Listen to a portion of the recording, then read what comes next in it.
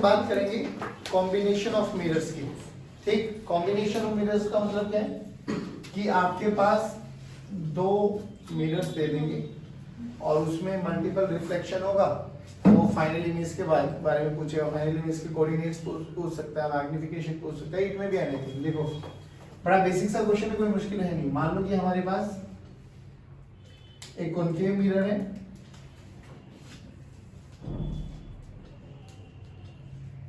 Focal length बोलो 15 centimetre मान। तो हमारे पास एक मिरर है M1 और एक मिरर इससे कुछ दूरी पर रखा हुआ है, एक कॉन्वेक्स है, ठीक है, M2। ये पोल 1, ये पोल 2, और इन दोनों के बीच का जो सेपरेशन है पोल टू पोल वो गिवन है लेट्स से 50 सेंटीमीटर। हमें इसका फोकल लेंथ मान लेते हैं 20 सेंटीमीटर गिवन है। ठीक, हमसे बोला गया एक ऑब्जेक्ट रखा हुआ है, मान लो 25 सेंटीमीटर। पॉइंट ऑब्जेक्ट मान लो अभी, लेट्स से पॉइंट ऑब्जेक्ट रखा हुआ है यहां से 25 सेंटीमीटर। ठीक, बोला गया फाइंड द फाइनल इमेज, या कहां बनने वाली है। अब कंडीशन देखो उन्होंने क्या बोला, उन्होंने बोला कि इसकी इमेज पहले इंसिडेंट हुई है, रे जो पहले इंसिडेंट हुई है वो P1 पे हुई है, मतलब M1 पे हुई है, देन टकरा के वो M2 पे गया होगा। तो जब भी ऐसे मिरर्स आ जाए तो आप लोगों को सुपरपोजिशन प्रिंसिपल यूज करना हमेशा। क्या करना है कि जैसे भी क्वेश्चंस की रिक्वायरमेंट है ना उसके अकॉर्डिंग बात कर लेना है कि अगर हमारी पहली इमेज M1 पे गई है तो भूल जाओ अभी के लिए कि M2 रखा हुआ है। क्या M1 के लिए F पता है? Yes. क्या U पता है? Yes. क्या V निकाल सकते हैं? Yes, sir. सिंपल। अब जब भी M1 के लिए देखो इसका रे डायग्राम बनाओ एक बार बच्चों। तो यहाँ से रेज निकालो, मिनिमम 2 चाहिए होती है, तो एक तो ये निकल जाएगी आपके पास, यही नॉर्मल है, सीधी जाएगी, एंगल I0 एंगल R भी 0 है, एक किसी भी एंगल पे निकाल दो। तो जिस भी एंगल पे निकलेगा यहाँ पे लॉज ऑफ रिफ्लेक्शन को फॉलो करते हुए ये कहीं ना कहीं जाएगी, जहां पर भी ये दोनों मिल जाएंगे, ये ब्लैक वाली और रेड वाली, वही इमेज बन जाएगी। तो सबसे पहले क्या करो, M1 के लिए ऑब्जेक्ट मिरर फॉर्मूला लगाओ फॉर M1, बोलो 1/v plus 1/u this is equals to 1/f। ठीक है, 1/v हमें कैलकुलेट करना है। अब जो कि रेज इस डायरेक्शन में आ रही है, अपन को सारे डिस्टेंसेस पोल से मेजर करने हैं, तो मेरे लिए ये कौन हो जाएगा और ये कौन हो जाएगा नेगेटिव, खत्म। तो u देखो किधर है, -1/25, this is equals to focal length भी इधर ही है -1/20। सॉल्व फॉर v, 15 है सर, जो भी है सॉल्व फॉर v, सॉल्व करना बेटा। 1/v का फॉर्मूला -1/15 प्लस 1/25, आंसर बोलो 150 -75/75 ले लो 75। तो 75, 15 बजे 75 है, तो ये -5 प्लस 3, सही बोलो हाँ, 75/2 तो v की वैल्यू आ गई -75/2 का मतलब 37.5 है ना, -37.5। अच्छा चलिए, तो इसके लिए जो ऑब्जेक्ट बनेगा वो -37.5 यानी इसी डायरेक्शन में बनेगा, यहाँ से करीबन कितना हो जाएगा 12.5 सेंटीमीटर। चलो यानी यहाँ से 37.5 पे आ गई। अब जो ये ऑब्जेक्ट है, मतलब जो ये इमेज बनी है, ये ऑब्जेक्ट का ये इमेज था, this is object for 1, image for 1। अब जो ये इमेज है ये इसके लिए क्या काम करेगी, भूल जाओ अब इस वाले को। अब देखो ये डिस्टेंस आपको पता है भाई, 37.5 में से 50 में से माइनस करो तो ये कितना बना 12.5, तो ये 12.5 बन गया।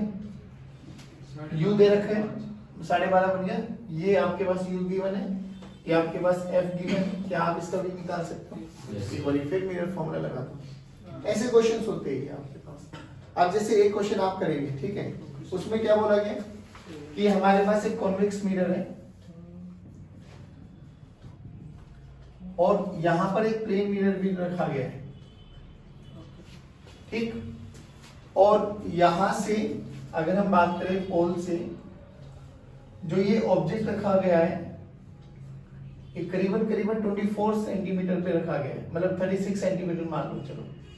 ये जो ऑब्जेक्ट रखा हुआ है यहां से 36 सेंटीमीटर पे रखा हुआ है,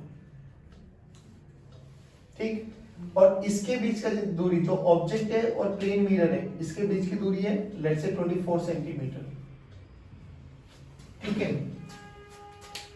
बोला गया इसकी फोकल लेंथ निकालो सच दैट इसके द्वारा इमेज और इसके द्वारा इमेज कोइंसाइड कर जाए। कोइंसाइड का मतलब समझते हो? कॉन्वेक्स के कारण जो इमेज बनेगी वो, और प्लेन मिरर के कारण जो इमेज बनेगी वो एक ही पॉइंट पे लाई कर जाए। तो फाइंड आउट फोकल लेंथ पूछ ले या रेडियस ऑफ कर्वेचर पूछ ले। फाइंड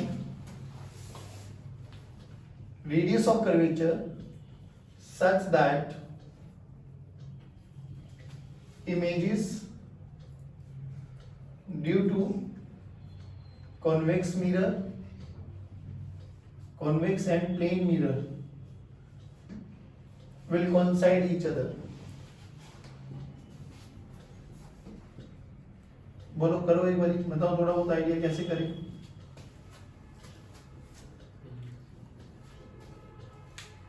अभी बताओ प्लेन मिरर के लिए इमेज कहाँ पे बनेगी? भाई जितना ऑब्जेक्ट और मिरर के बीच का डिस्टेंस है उतना ही। तो अगर ये 24 है तो इधर भी कितनी दूर पे जाएगी? ये टोटल कितना है? तो ये कितना बचा? 12। तो इधर भी कितना बचा? 12। ये तो पक्की बात है कि भाई यहाँ पर इमेज बनेगी प्लेन मिरर के कारण। तो अगर दोनों को कोइंसाइड करना है तो इसके लिए भी यहाँ पर इमेज बननी चाहिए। अब छोड़ दो, प्लेन मिरर का काम खत्म है ना, प्लेन मिरर का काम खत्म। बहुत कन्वेक्स मिरर के लिए क्या तुझे यू पता है? कन्वेक्स मिरर के लिए क्या भी पता है? क्या रह गया? F निकल जाएगा 1/v + 1/v = 2। सिंपल सी बात बताओ, क्या ये कॉम्बिनेशन ऑफ मिरर्स कर सकते हो? सिंपल सुपरपोजिशन प्रिंसिपल लगाना। सुपरपोजिशन प्रिंसिपल क्या कहता है? सुपरपोजिशन प्रिंसिपल क्या कहता है कि एक मिरर के कारण एक को कंसीडर करो, ऐसा मान के कि दूसरा नहीं है। दोनों में मल्टीपल रिफ्लेक्शन लगाते चले जाओ। एक का ऑब्जेक्ट इमेज बनाएगा, वो इमेज दूसरे के लिए ऑब्जेक्ट की तरह बिहेव करने वाली कर सकते हो। पक्की बात? बता दो। अब बात करते हैं हम लोग। अच्छा एक चीज और समझ लो पहले, कभी कभार है ना एक आधा न्यूमेरिकल आपको एरियल मैग्निफिकेशन पे भी मिल जाएगा। तो एरियल से लीनियर मैग्निफिकेशन में कैसे जाते हैं? जनरली वो एक स्क्वायर बोलेगा कि एक स्क्वायर रखा हुआ है ऐसे करके कुछ, कि आपके पास एक कॉन्केव मिरर है और यहाँ पे एक स्क्वायर रख दिया है, ठीक है। उसकी लेंथ ब्रेड्थ सब कुछ दे रखी, स्क्वायर है तो लेंथ और ब्रेड्थ दोनों सेम ही रहेगी। तो एरियल मैग्निफिकेशन क्या होगा यहाँ पे? Area of the image by area of the object. तो एरियल मैग्निफिकेशन हो जाएगा m, this is area of image by area of object. सोच के देख, अगर मुझे ऐसा बोल दिया गया कि आपके पास जो ये था, हमारे पास ऑब्जेक्ट था वो 3 टाइम्स 4 टाइम्स ज्यादा है इमेज के, मतलब ऑब्जेक्ट के कंपैरिजन में इमेज जो है वो 3 टाइम्स 4 टाइम्स ज्यादा है, तो बेसिकली मैग्निफिकेशन दे दिया। तो यहाँ से AI निकाल लो। एरियल मैग्निफिकेशन मिल गया आपके पास, तो क्या आप उसके पास लेंथ निकाल सकते हो? बिल्कुल। स्क्वायर का एरिया पता है तो मैं लेंथ नहीं निकाल सकता। तो मुझे क्यों? क्योंकि मुझे जो फॉर्मूला यूज करना है वहां पर m this is equals to -v/u, ये लीनियर मैग्निफिकेशन का फॉर्मूला है। तो कई बार मुझे ना जनरली वो एरियल मैग्निफिकेशन में दे देगा, तो एरियल से लीनियर में कन्वर्ट करना मेरे लिए कोई मुश्किल नहीं। एरिया पता लगे उसका अंडर रूट कर दो, तो वो आपके पास लेंथ आ जाएगी। लेंथ का मैग्निफिकेशन निकाल देना अगर जरूरत पड़े तो। बात समझ में? चलो आज हम बात कर रहे हैं ऑप्टिकल काइनेमेटिक्स। काइनेमेटिक्स देखो हमारे लिए क्या बहुत इंपॉर्टेंट रोल में आती है, बेसिकली 11th का पार्ट है, आपको समझ में आना चाहिए कि अगर मेरे पास, अभी मैं दोनों मिरर के बारे में डिस्कस कर लेते हैं, प्लेन मिरर भी और कॉन्केव स्फेरिकल मिरर के बारे में भी। मान लो ये हमारे पास प्लेन मिरर है और यहां एक ऑब्जेक्ट रखा हुआ है, ठीक है, इनिशियली रेस्ट पर। तो ये तो हमें समझ में आता है ये ऑब्जेक्ट है बेटा, ये मिरर है, तो जितनी दूरी पर ऑब्जेक्ट है उतनी दूरी पर इमेज बनने वाली है, इसमें तो कोई दिक्कत है नहीं। सोच के देख, अगर ये कुछ वेलोसिटी से चलने लगे towards the mirror, now initially mirror at rest पर है, मिरर इज एट रेस्ट, यानी वेलोसिटी ऑफ मिरर को अपन लोग रेस्ट पे माने हुए हैं, इसकी ये एब्सोल्यूट वेलोसिटी दे दी है, एब्सोल्यूट वेलोसिटी। एब्सोल्यूट वेलोसिटी का मतलब विद रिस्पेक्ट टू ग्राउंड हमें दे दिया गया है कि हम ग्राउंड से बैठ के देख रहे हैं तो ये हमें 2 मीटर पर सेकंड की स्पीड से मान लो आगे की तरफ जाता हुआ दिखाई दे रहा है। तो व्हाट अबाउट इमेज? सेम, बिल्कुल सेम रहेगी। इमेज हमें 2 मीटर पर सेकंड की स्पीड से हमारी तरफ आती हुई दिखाई दे रही होगी। अगर ये टुवर्ड्स द मिरर जा रहा है तो वो भी टुवर्ड्स द मिरर जा रही होगी। यानी मैं लिख सकता हूँ velocity of object with respect to mirror का negative velocity of image with respect to mirror. ऐसा होता है, परफेक्ट है, कोई मुश्किल नहीं होने वाली इसमें, है ना। तो अब एक बार बता, जो ये वेलोसिटी है, ये वेलोसिटी का कौन सा कंपोनेंट है बाबा? देखो वेलोसिटी का वो वाला मतलब वेलोसिटी वो which is perpendicular to the mirror, तो हम इसको कई बार v परपेंडिकुलर भी बोल देते हैं। ठीक, ये तो था हमारा, चलो एक ही एक्सिस के अलोंग जा रहा है, परपेंडिकुलरली मूव कर रहा है। ऐसा भी तो हो सकता है कि हमारा मिरर ये रहा, अब जो ऑब्जेक्ट है वो परपेंडिकुलर ना मूव करके किसी एंगल, पर्टिकुलर एंगल पे मूव करे, बिल्कुल कर सकता है। लेट्स सी, ये हमारे पास कोई भी वेलोसिटी है v0 और at an angle of theta, तो बोलो क्या करें? इसके 2 कंपोनेंट कर देने चाहिए।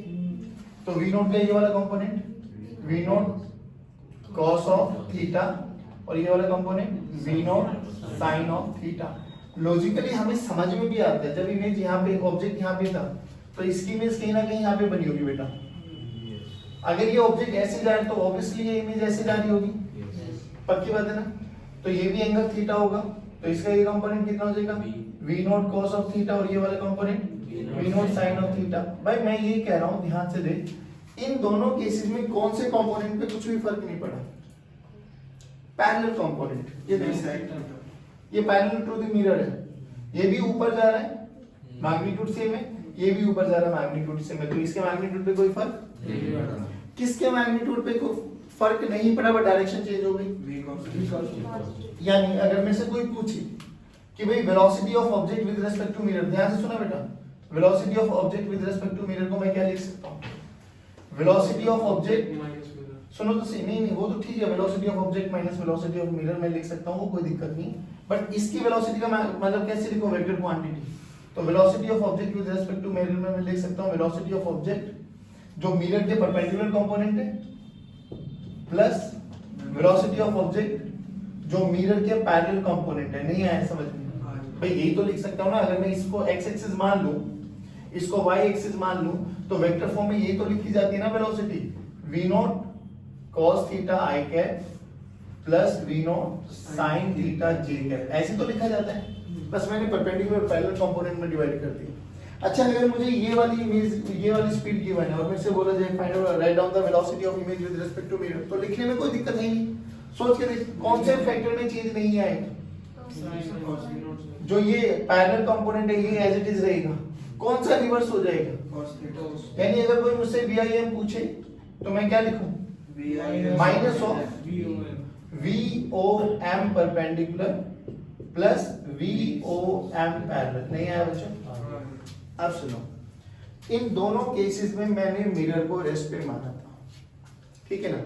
एक गाड़ी अगर हम रेस्ट पर है, एक गाड़ी हमारे सामने से चलते हुए जा रही है और कोई मेरे से बोले कि बताओ 2 सेकंड के बाद 5 सेकंड के बाद, हो सकता है वो गाड़ी यूनिफॉर्म स्पीड से जा रही है, एक्सेलरेटेड उसमें फ्रेम में जा रही है, एक्सेलरेटेड मोशन में है, तो कोई मेरे से कुछ भी पूछे कि 2 सेकंड के बाद 5 सेकंड के बाद बताओ इसके बारे में क्या है, तो अगर एक्सेलरेटेड है तो v = u + at s = ut + half at square वाली इक्वेशंस का यूज करके मैं निकाल दूंगा। वो मेरे से डिस्टेंस पूछे, टाइम पूछे, स्पीड पूछे, निकाल सकते हैं।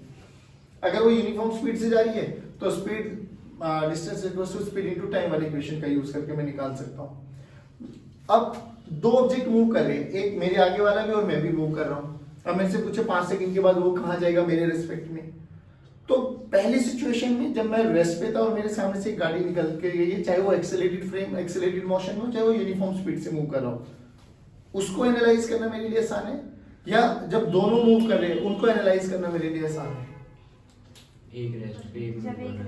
एक रेस्ट पर है और एक मूव कर रहे हैं तब, या दोनों मूव कर रहे हैं तब? कौन सी कंडीशन बहुत आसान है? एक रेस्ट पे और एक मूव कर रहा है। अब जो रिलेटिव मोशन का कॉन्सेप्ट होता है ना, वो यही हमें बहुत इजी चीजें बताता है। क्या कि अगर 2 ऑब्जेक्ट चल भी रहे हैं ना, तो भी मैं एक को रेस्ट पर रोक सकता हूँ, मान के अपने क्वेश्चंस को इजी बना सकता हूँ। तो पहली बात तो दिमाग में एक चीज को डालो, जब भी रिलेटिव कॉन्सेप्ट आता है ना, तो रिलेटिव कॉन्सेप्ट आपकी चीजों को आसान करता है, मुश्किल कभी नहीं करता। देख कैसे, फॉर एग्जांपल मैं थोड़ा सा समझा देता हूँ 11th में। हमने मान लिया कि ये हमारा रेस्ट पर है बंदा, और एक गाड़ी यहाँ से चलते हुए जा रही है, ठीक है भाई, मान लो ये 40 मीटर पर सेकंड की स्पीड से चल रही है। बोला गया बताओ 3 सेकंड में कितनी दूरी पे चला जाएगा, तो हम इजीली निकाल सकते। दिक्कतें कब आती है सर? दिक्कतें आती है जब 2 में चलना स्टार्ट कर देते। एक ऑब्जेक्ट ये रहा, मान लो v स्पीड से चल रहा है, ये a मान लेते। एक ऑब्जेक्ट ये रहा, मान लो v स्पीड से चल रहा है, इनके बीच का इनिशियल डिस्टेंस x मान लेते। पूछा जाता है बताओ a b को पकड़ पाएगा नहीं पकड़ पाएगा, पकड़ पाएगा तो कितनी टाइम में पकड़ पाएगा, नहीं पकड़ पाएगा तो कितनी दूरी से रह जाएगा, एंड सो ऑन बाय से बहुत सारी चीजें पूछी जा सकती है। तो इन क्वेश्चंस को करने का एक ही तरीका सर, बहुत सिंपल, कि एक को ऑब्जेक्ट बना लो, एक को ऑब्जर्वर बना लो, ठीक है ना। ऑब्जर्वर हमेशा अपने आप को रेस्ट पे मानते हैं। जैसे फॉर एग्जांपल हम थोड़ा सा डे टू डे लाइफ से लेते, अगर हम दिल्ली से पलवल की तरफ आ रहे हैं, पापा के बार बार फोन है, कहाँ है कहाँ है कहाँ है, तो देख हमारे जवाब देखना, हम बस में या कार में कहीं पे भी बैठे हो, हमारे जवाब सुनना, पापा फरीदाबाद आने वाला है, पापा पलवल आने वाला है, पापा मथुरा आने, ऐसे बोलते हम लोग। पलवल आया क्या तेरे पास चल के, फरीदाबाद आया तेरे पास चल के, नहीं कोई भी नहीं आया, तू आ रहा है। बट हम जो कि जिसमें बैठे हैं हम उसको क्या मानते हैं, उसी को तो रेस्ट पे मानते हुए, तभी तो हमें दिखाई देते पेड़ पौधे पीछे जाते हुए दिखाई दे रहे हैं। हम थोड़ी ना, हम तो राजा बाबू, हम तो हमेशा अपने आप पे किस पे मानते हैं, हम कहीं नहीं चल सकते, दुनिया हमारे पास आएगी चलने के लिए। अब पापा क्या बोलेंगे, अगर पापा रुके हुए और पापा के पास मम्मी का फोन आ जाएगी बच्चे कहाँ है, तो पापा क्या बोलेंगे, फरीदाबाद आ गए, पलवल आने वाले हैं, है ना, पलवल आने वाले हैं, फरीदाबाद आ गए। हम क्या बोल रहे थे, पलवल आने वाले हैं, पापा क्या बोल रहे, पलवल, बच्चे पलवल आने वाले हैं, पहुंचने वाले हैं। You can see which one is more accurate, पापा। बट हम भी सही है, हम गलत नहीं बोल रहे, क्योंकि हम जिस उस फ्रेम में है ना, हम उसको रेस्ट पे माने हुए हैं, तो हमारे लिए दूसरा ऑब्जेक्ट चलता हुआ दिखाई दे रहा है। तो रिलेटिव मोशन में भी आप ऐसे ही करो कि एक बंदे को रेस्ट पे मान लो, दूसरे बंदे को मोशन में। अब देख दोनों चल रहे, बताओ किसको रेस्ट पे माने, ए को या बी को? गोल्डन रूल सुन, जिसको भी रेस्ट पे मान रहे हो वो ऑब्जर्वर, जो मूव कर रहा है वो ऑब्जेक्ट। रिलेटिव क्या कहता है, ऑब्जर्वर की स्पीड को उल्टा करके, बोलो ऑब्जर्वर की स्पीड को उल्टा करके ऑब्जेक्ट पे चिपका दो। तो v इस डायरेक्शन में जा रहा था, उल्टा बोले तो लेफ्ट में हो जाएगा, तो इस पे लगा दो। अब ये किस में आ गया, रेस्ट पर। अगर ये रेस्ट पर आ गए तो अब इसको जो b है वो कितनी स्पीड से मूव करता हुआ दिखाई देगा। मान लो ये आपके पास क्या है 2 मीटर पर सेकंड था, और ये आपके पास 1 मीटर पर सेकंड है, लेट्स से मान लेते हैं। जब आपने इसको रेस्ट पे कर दिया तो अब ये 1 इधर है और 2 इधर है, तो a को b कितनी स्पीड से अपनी तरफ आता हुआ दिखाई देगा, 1। तो अगर ये 1 स्पीड से आता हुआ दिखाई देगा तो ये इसको आराम से पकड़ पाएगा, और वो दिख भी रहा है, 2 से चला वो 1 से चला, तो a b को पकड़ लेगा। कितनी देर में पकड़ पाएगा, कितनी देर में नहीं पकड़ पाएगा, वो एक अलग मैटर है, हम निकालेंगे। सिमिलरली जब ये मिरर, अभी तो देखो दोनों केसेस में मिरर को हम लोगों ने रेस्ट पे माना था। मान लो एक क्वेश्चन करते हैं कि ये आपके पास एक प्लेन मिरर बेटा, ये टुवर्ड्स दी ऑब्जेक्ट मूव कर रहा है 2 मीटर पर सेकंड की स्पीड से, और एक आपके पास ऑब्जेक्ट रखा हुआ है जो कि 10 मीटर पर सेकंड की स्पीड से मूव कर रहा है at an angle of 37 degree towards the mirror. ठीक है, पूछा जाता है find velocity of object with respect to mirror, find velocity of image with respect to mirror, find velocity of object, velocity of image with respect to ground. बहुत सारे cases बन सकते हैं यहाँ पे। तो क्या हमारे लिए क्वेश्चन बहुत मुश्किल है क्या? अभी क्या दोनों मूव कर रहे हैं ना, तो एक को रोक दो, एक को रोकने का तरीका बोलो, उल्टा करके एक को कंसीडर कर लो, बोलो किसको मतलब रोकना चाहते हो, ऑब्जेक्ट को या मिरर को? अगर मिरर को रेस्ट पे करना चाहते हो तो मिरर की वेलोसिटी को उल्टा करके किस पे लगा दो, तो मिरर रेस्ट पर इधर जा रही है स्पीड, तो इसकी स्पीड इधर और आ जाएगी, कितनी बेटा 2 मीटर पर सेकंड। नहीं आया समझ में? तो 10 का ये कंपोनेंट 10 cos 37 cos 37 कितना होता है 4/5, तो ये 4/5, और ये कितना हो गया 10 sin 37 3/5, तो 10 into 3/5। देखो ये 5 दूनी 10, 6 j कैप, और ये कितना हो गया 8 i कैप, और प्लस ये 2 भी ऐड कर दो 10 2 i कैप, तो velocity of object with respect to mirror देखो, velocity of object with respect to mirror, क्योंकि मिरर को रेस्पेक्ट किया आप लोगों ने, 8 और 2 10 i cap plus 6 J cap, नहीं आया बेटा। ये तो ऑब्जेक्ट के रेस्पेक्ट में हमें, मतलब मिरर के रेस्पेक्ट में हमें ऑब्जेक्ट दिखाई दे गया। सिमिलरली ऐसे कुछ है, velocity of image with respect to mirror निकालो। अभी तो लिखना सिखाया था, velocity of image with respect to mirror बोलो, कौन सा कंपोनेंट चेंज नहीं होगा, 6 जे कैप वर्टिकल पैरेलल कंपोनेंट, ये तो अभी भी कितना रहेगा 6 जे कैप। कौन सा रिवर्स हो जाता है, माइनस परपेंडिकुलर, माइनस है, नहीं आया बेटा, बोलो भाई, यस सर। पक्की बात। अब कोई हमसे पूछ ले वेलोसिटी ऑफ ऑब्जेक्ट निकालो, तो वेलोसिटी ऑफ ऑब्जेक्ट निकालने का तरीका क्या है, देखो velocity of object with respect to mirror, तो v और m को क्या लिख सकता हूं बेटा, v माइनस, नहीं आया। ये फॉर्मूला यूज करते हुए एक चीज ही ध्यान रखनी चाहिए क्या, कि ये जो दोनों होते हैं ना, नहीं ग्राउंड नहीं, सेम फ्रेम याद कर लो हमेशा, ये दोनों सेम फ्रेम में होते हैं, may be ground may be कोई भी फ्रेम, बट होंगे दोनों सेम ही फ्रेम, ऐसे याद करो हमेशा। तो वी यहां से निकाल दो, है ना, वी आई एम देख, V I minus V M, अबे कुछ भी पूछ, हमें निकालने में कोई दिक्कत नहीं। यहां तक बताओ, प्लेन मिरर में समझ में आ गया, ये ऑप्टिकल काइनेमेटिक्स प्लेन मिरर की खत्म हो गई। अब स्फेरिकल मिरर में आ जाओ, स्फेरिकल मिरर में एक ही फॉर्मूला है, 1/v + 1/e = 2। अब सोच के देख, इसको समझ पाना थोड़ा सा आसान लग रहा था, है ना, क्यों, क्योंकि इसमें पहली बात तो जो भी आपके पास परपेंडिकुलर कंपोनेंट ही रिवर्स हो रहा था, बाकी पैरेलल कंपोनेंट में कोई चेंज नहीं आ रहा था। अब अगर स्फेरिकल मिरर में मैं मान के चलूं कि मेरे पास ये स्फेरिकल मिरर है और ऑब्जेक्ट जो है ना प्रिंसिपल एक्सिस के अलोंग मूव कर रहा है ऐसे, तो बाबू ध्यान से देख, जैसे जैसे वो आगे जाएगा यू चेंज हो रहा है। अब यू चेंज हो गया, इसमें तो एक फैक्ट था, यू और वी सेम रेशो में चेंज हो रही थी, बट उसमें ऐसा नहीं होगा। यू चेंज होगा, वी चेंज होगा, क्या चीज सेम रहेगी, एफ, क्योंकि मिरर का फोकल लेंथ थोड़ी ना चेंज हो जाएगा, ऐसा थोड़ी ना होता है, पास में जाते हो तो मिरर की फोकल लेंथ बढ़ जाती है, दूर जा रहे हो तो मिरर छोटा हो जाता है, तो जैसा है वैसा का वैसे दिखाई देगा।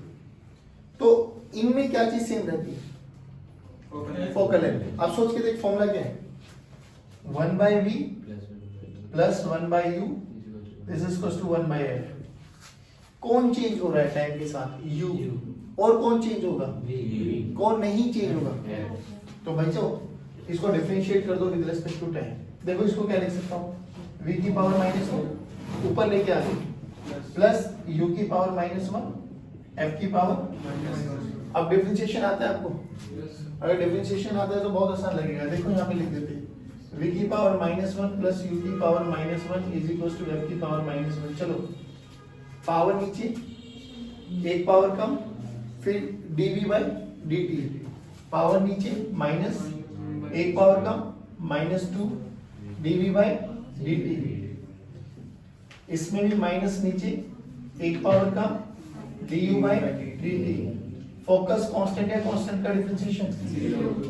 अब ये dv/dt क्या होता है, वेरी गुड, dv/dt क्या होता है, ध्यान से देख, यहाँ पे ये dv/dt में v वेलोसिटी नहीं है बाबा, ये v क्या है, v क्या है, इमेज का डिस्टेंस, तो बेसिकली डिस्टेंस बाय टाइम है, तो ये स्पीड बनी है किसकी, इमेज की। ये du/dt भी क्या है, स्पीड किसकी, ऑब्जेक्ट की। थोड़ा सा इनको मॉडिफाई करो, देखो ये क्या बना, 1/v² dv/dt, उधर लेके चले जाओ 1/u² du/dt, सही है भाई। अब ध्यान से देखो, v को उधर मारो फेंक के, तो dv/dt माइनस ऑफ v/u का होल स्क्वायर du/dt। ये इसको वेक्टर फॉर्म में देखो, dv/dt is known as your velocity of image with respect to mirror. v/u क्या होता है, मैग्निफिकेशन, तो यहाँ पे v/u का स्क्वायर हो गया, मैग्निफिकेशन नहीं आया।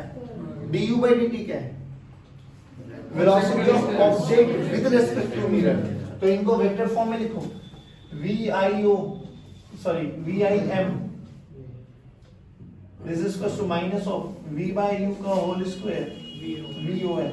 देखो बच्चों, vim को क्या लिख सकता हूँ अगर मुझे जरूरत पड़ी तो, very good, velocity of image minus, और vun को क्या लिख सकता हूँ बेटा, velocity of object minus velocity of. अब सोच, आपको बहुत सारे क्वेश्चंस ऐसे आते हैं कि फोकल लेंथ दे देगा, यू दे देगा इनिशियली, फिर उसको मूव कराएगा। फोकल लेंथ और यू देने का क्या लॉजिक है वहां पर? अबे फोकल लेंथ और यू देने का मतलब ये है कि तू वी निकाल ले, वहां पे नहीं आया, वी पता लग जाएगा, यू पता लग जाएगा, कुछ भी पूछे अकॉर्डिंग टू योर क्वेश्चन। एक क्वेश्चन करा देता हूं जिससे तुझे कॉन्फिडेंस आ जाएगा। पहले ये बताइए, समझ में आएंगे? अब दो तीन चीजें और समझ। कई बार ना हमारे पास एफ और यू गिवन होता है, मैग्निफिकेशन निकालना होता है। मैग्निफिकेशन का फॉर्मूला एक तो होता minus V by U equals to H I by H O, है ना? एक मैग्निफिकेशन का फॉर्मूला बिना H I by H O V by U करे भी हमारा एफ और यू भी गिवन होता है, कई बार एफ और वी भी गिवन होता है, वहां से भी निकाल सकते हैं। देख सिंपल मैग्निफिकेशन का फॉर्मूला याद करो बेटा, अभी इस पे न्यूमेरिकल करते हैं। मैग्निफिकेशन का फॉर्मूला बोलो जल्दी, minus V by U. Mirror formula बोलो, 1 by b plus 1 by u equals to। अब एक बार बताओ, यहां से 1 by b की वैल्यू निकालो एक बार। 1 by b क्या हो गया बेटा? 1 by f minus 1 by LCM लो। 1 by b this is equals to u minus f by f into u। अरे बोलो भाई। अब इसको हमें v की वैल्यू चाहिए यहाँ पे, तो रिवर्स कर दो। बोलो क्या हो गया? m this is equals to minus of v चाहिए, तो f u ऊपर आ गया बेटा, divided by u minus f into 1 by u। u will cancel out, minus sign है अंदर चला जाएगा। तो मैग्निफिकेशन का एक फॉर्मूला ये भी आ गया, f by f minus u। यानी अगर मुझे u दे दिया जाए, f दे दिया जाए, तो मैं डायरेक्ट m भी निकाल सकता हूँ। मुझे v निकालने की कोई लोड डायरेक्ट m भी आ जाएगा। सोचिए जैसे मैंने यहाँ पे v को एलिमिनेट किया है, ऐसे u को भी एलिमिनेट कर सकता है। कैसे? यहाँ से 1 by u की वैल्यू निकाल ली, है ना? 1 by u की वैल्यू निकाल, देखो 1 by u की वैल्यू क्या आ जाएगी बेटा? 1 by f माइनस एलसीएम ले 1 by u this is equals to ऊपर क्या आ गया? v minus f by f into v। और मैग्निफिकेशन में 1 by u ही होता है, देखो तो m की वैल्यू क्या आ गई? Minus of v by u। u की वैल्यू ये रख दो, v माइनस f और ऊपर क्या चला गया? नहीं 1 by v की वैल्यू है ना ये, तो f भी नीचे आ गया और v माइनस f ऊपर चला गया। अब देखो v cancel out, minus sign को अंदर लेके चले जाओ। हाँ बेटा, अब बताओ क्या हो गया? m this is equals to अंदर ले जाओ f minus v by f। सही है? चलो